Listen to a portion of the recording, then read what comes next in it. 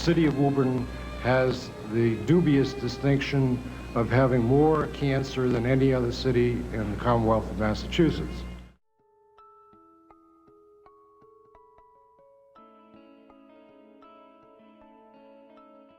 It is the year 1982, and after 8 long years of tragedy in the small city of Woburn, Massachusetts, 12 miles north of Boston, the time has finally come for Ann Anderson and 7 other families to campaign for justice.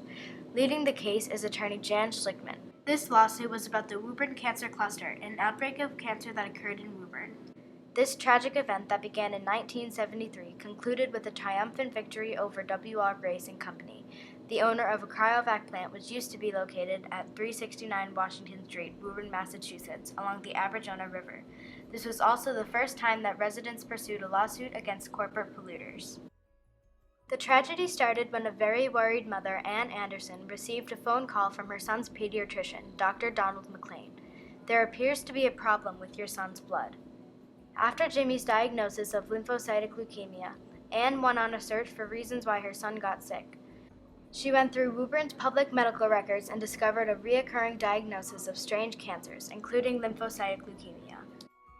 Through Reverend Bruce Young, Ann noticed that the Alfiero, Kane, Robbins, and Toomey families had also been affected by the very same disease as her son. They happened to all live close together and drink from the same water source, Wells G&H. And then a few streets over, another child was diagnosed. The very next street, another child was diagnosed. Wells G&H were located near the old Riley Tannery. Many other commercial tanneries existed there in the past, which is why Woburn's mascot is the Tanners. The first tannery opened in 1648, but the tanning and shoemaking industry skyrocketed in the 1800s. From the 1850s onward, various tanneries and companies began dumping waste into depressions and swamps. For years, local residents claimed the site smelled of rotten decay caused by the waste. They were calling the town to file complaints. If I was making mashed potatoes, boiling potatoes, a scum formed on the top. And little things like that made you wonder what was going on. They even formed a citizens' action group called FACE, for a cleaner environment. A meeting of the local environmental group, formed like so many across the country in response to concerns about toxic waste. This is FACE, for a cleaner environment. In 1979, Woburn Times journalist Dan Kennedy reported that 184 buried barrels of hazardous chemicals were discovered near the Wells G&H, where Woburn residents got their drinking water. The barrels were found on the land owned by Beatrice Foods, who had bought the Riley Tannery in 1948. Northeast of the wells was the W.R. Grace plant, which produced cryovac. Cryovac is a plastic shrink film used to preserve mostly meat and poultry. Overall, the Andersons and the other victims thought that the chemicals from the plants and tanneries were improperly disposed into the Aberjona River and soil, contaminating the groundwater. Even though the well closed in 1979, this tragic oversight likely caused the leukemia cluster in Woburn. As soon as those wells were turned off, as soon as people began to realize that there was a problem and they stopped using the water, the illnesses stopped. In 1979, when the EPA began testing soil and water after the Woburn Times report, they found some of the waste was found to contain TCE, which can affect the nervous system, heart, respiratory system, liver, kidneys, blood, and immune system when exposed for a short amount of time. The EPA put Woburn on its high priority list, known as the Superfund. Out of the 418 sites in the U.S., Woburn's wells are ranked 39th. The Andersons first contacted Jan Schlickman in 1980. He was chosen because he specialized in malpractice and product liability. I was, touched by the family's story. Who wouldn't be? They had worked so hard, the tragedy was so overwhelming, and they wanted to get answers to their questions. So they challenged me as a lawyer. So I also thought, well, if I'm successful, that would further my career. He was later joined by Charles Nesson. They filed a lawsuit in May of 1982 against W.R. Grace. The plaintiffs included the Anderson family, the Robbins family, the Toomey family, and the Alfiero family. They claimed emotional distress, physical injury, and wrongful death.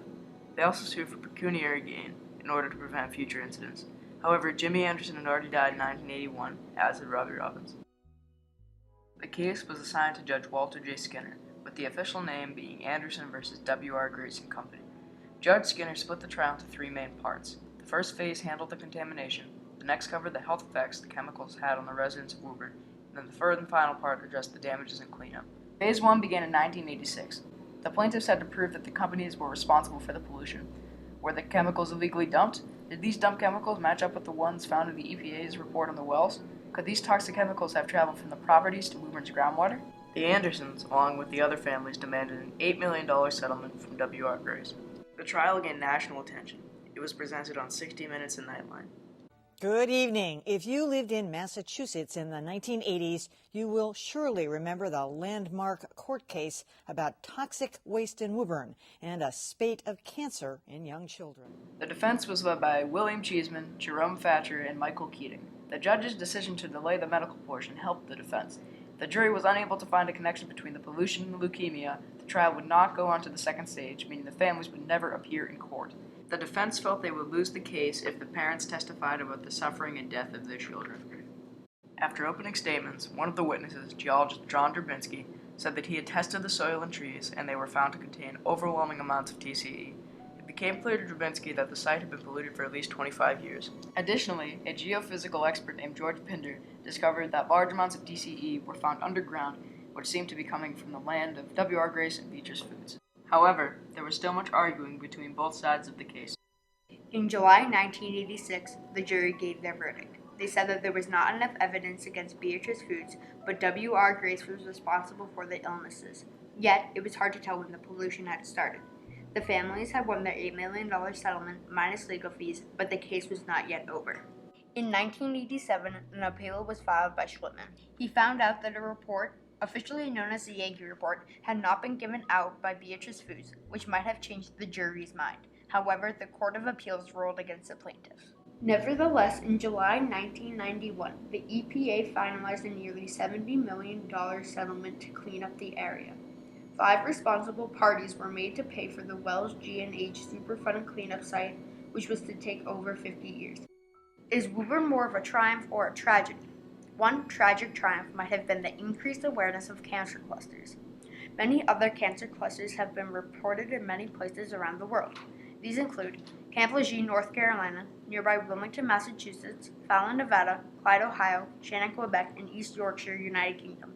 Additionally, during the height of the trial in 1986, the U.S. government passed a law stating all large industries must send in annual reports to the EPA where information is made public.